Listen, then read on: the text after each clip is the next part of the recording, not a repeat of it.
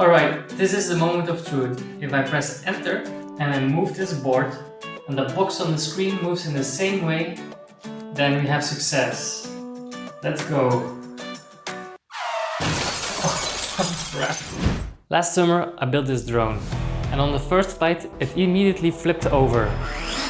So all the experts in the comments would say, just tune the parameters full, and actually this time they would be right. That would be the same thing to do.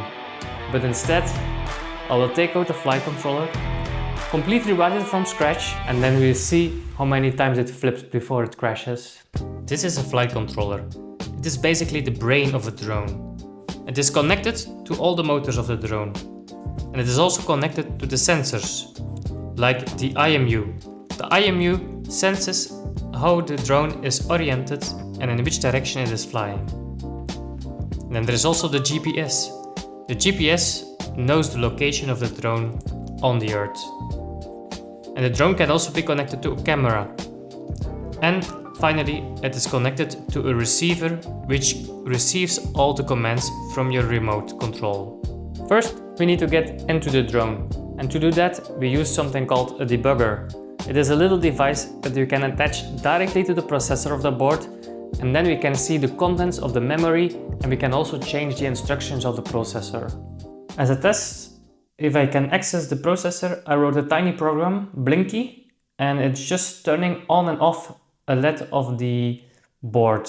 Let's test it out. So it's compiling, and now it's flashing, and then if everything is right, there we go, it is blinking. So that means that we can actually run code on this board and let it do at least something that we want. Next step is to actually do something useful, and it is reading a value from the IMU sensor. To access the IMU, we need to write a driver. A driver is a little bit more work. We have to go through this long document and follow all the instructions very carefully. And if everything is alright, then we can actually read a value from the sensor, like acceleration or angular velocity. And this is the result. Another try. Oh. That looks good, right?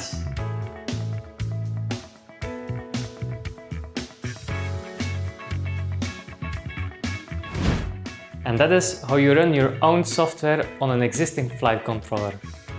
If you want to follow this progress and see how we will spin the motors and eventually will fly the drone, then please consider subscribing to the channel. See you next time. Ciao. This is me pretending to do an aerodynamic test, but actually I'm just blowing in my face with a hairdryer.